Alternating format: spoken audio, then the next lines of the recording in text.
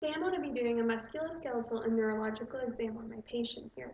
Throughout my entire assessment, I'm looking for symmetry, skin characteristics, and hair distribution. I'm going to start with my patient's upper extremities, and I'm going to start by palpating the radial brachial pulse on both of my patient's arms. I'm feeling for whether they are absent, weak, normal, or bounding. My patients are normal. And now I'm going to have my patient squeeze my fingers, and this is testing for hamstring. Very good. And then now, since we are looking at his hands, I am going to test the range of motion.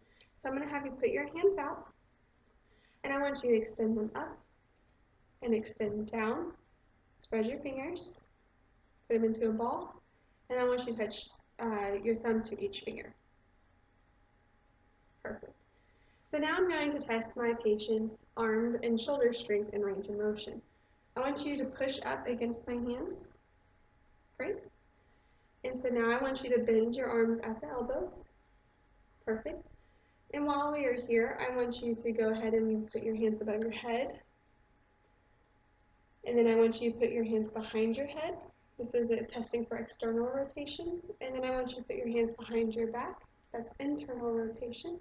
And then I want you to hyperextend your arms out. Perfect. My next exam is going to be over the lower extremities. I'm going to adjust my camera, that way we can see my patient's legs and feet here. So again, I'm inspecting for symmetry, skin characteristics, and hair distribution, but in this case I'm also looking for varicose veins. If I was able to for the video, I'd put my patient in a supine position, and I would start by palpating the popliteal pulse, and that would be between his knee here compressing the artery against the bone.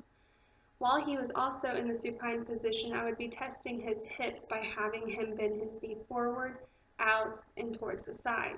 But since I'm not able to do that, I'm going to keep going. The next pulse I would palpitate would be the posterior tibial, and that would be between the ankle and the Achilles. And I would test this on both sides, and I'm feeling for if it's absent, weak, normal, or bounding. The next thing I would look for is the dorsalis pedis, and that is on top of the foot. While I'm down here, I'm going to go ahead and test the range of motion of my patient's feet and his ankles. So I'm going to have you extend your feet up and then down for plantar flexion, and I want you to pull them out to the side and in. And I was also able to test my patient's gait when he walked in, and I can see that the alignment of his ankles to his legs are normal. The next thing I would want to test is my patient's knees. I would palpate the top of them for assessment and feeling for the patella on both sides.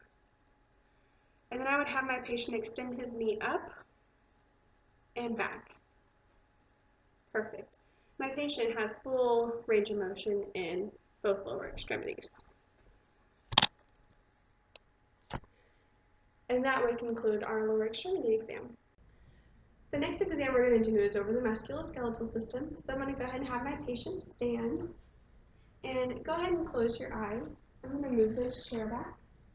And we're going to go ahead and do the Romberg test. So while my patient's eyes are closed, I'm going to have him lift his left knee and come back down. Perfect. And now the right knee. Great. You can open your eyes now. And so the Romberg test, it lets us know that with his eyes, if his eyes were closed and he was wobbly, then we know there's maybe some neuromuscular problems. The next thing I want to do is I'm going to have you turn around. And while my patient walked in, I was able to assess his gait, but even just right there, I could assess it as well. He's not leaning, he's not stumbling, so I would think that his gait is normal. So now I'm looking for scoliosis and looking for a normal curvature of the spine. I haven't noticed any problems with my patient. So now we're going to test my patient's range of motion. And I'm going to start with the cervical part, and I'm going to have you put your left ear to your left shoulder, and let's do vice versa. I want you to hyperextend your head back and in. Perfect. So we can see there that my patient has normal range of motion. The next thing I want to do is assess his spine and range of motion. So I want you to lean to the left, lean to the right. And now keeping your hips still, I want you to rotate to the left, rotate to the right, And then now touch your toes. Perfect. You can turn around and sit back down.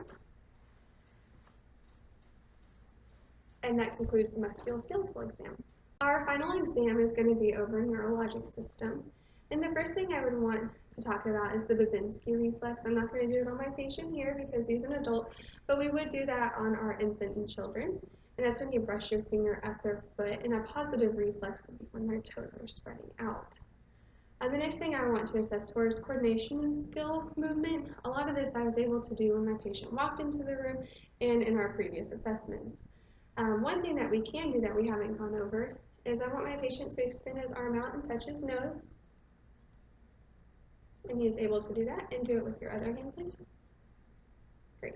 And the other thing I want you to do is I want you to take your heel and go to your opposite leg and go down your shin. Great. And then do it to the other side. So I would say he has normal neurologic system in those assessments. I, throughout my assessment, also know that my patient has sensation in his face, in his hands, his feet, and his legs. The other thing I would want to assess would be his deep tendon reflexes. Unfortunately, I don't have a reflex hammer, so I'll just explain what I would do.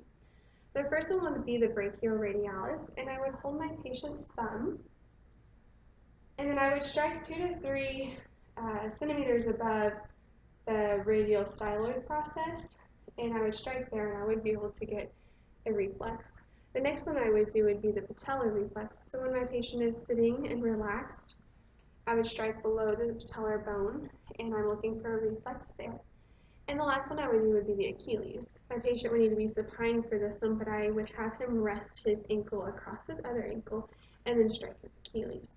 So I'm looking to see if we have no response, minimal response, normal, brisk, or very brisk. And I'm also assessing for clonus, and that's when it would tap afterwards, and I would want to count how many taps there would be. That concludes all of our assessments today.